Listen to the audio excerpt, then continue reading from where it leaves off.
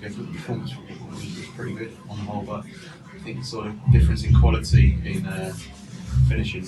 Yeah, I would say, well, first half, chances they've taken them, obviously. I think going forward and in crucial areas where you need to take your chances, I thought we were too sloppy, snatching at a lot of chances. And I thought we had more than enough to score one goal in the game. But yeah, that was, they took theirs, and we were just clinical enough when the chance arose. We didn't have anyone. Just needed someone with a little bit of composure, a bit of calmness in a crucial area at key points in the game, and I thought we could have got ourselves back into it.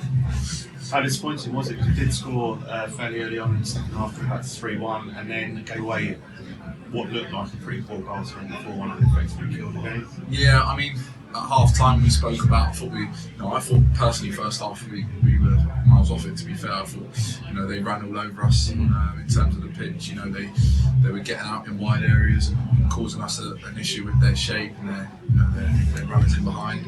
And then we had a bit of a regroup at half time. I thought we something about us. We seemed to come out second half strong, especially in recent weeks. We had the fans behind the goal, and it just seems like that gives us a bit of a boost, which again, we have to thank them for.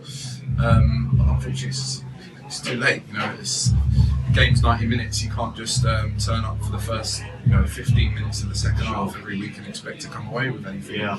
So that was a bit of a disappointment. So moving on now, we've got Black Week, so there's 2 training sessions. Yep.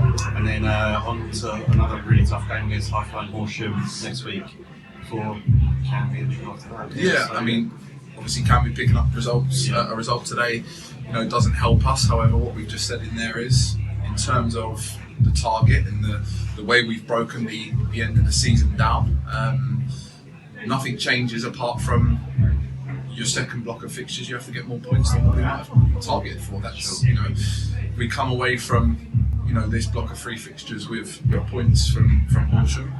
Then we go into the next block just needing maybe a couple of more points than we planned for. That's the way we've got to look at it. There's no point being down in the dumps about it. We've got a job to do, and until someone says otherwise, we won't stop. Keep back. Yeah, that's all we can do. Obviously, today there's quite a lot of build-up.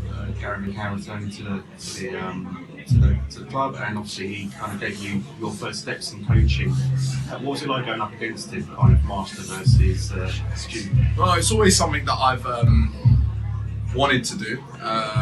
We've had potential chances to come up against his teams in cup competitions, and we never have. So obviously when we come in to the door here, it was a fixture that I looked for straight away, and I was looking forward to sharing the dugout with him. I think I said to you on Tuesday, I've got a lot to thank him for in terms of giving me the opportunity out of nowhere, really. I remember him messaging me and inviting me onto the first team management staff some years ago, so obviously got a lot to thank him for, and it was good to see him today, and Mark Fabs, Freddie as well down here.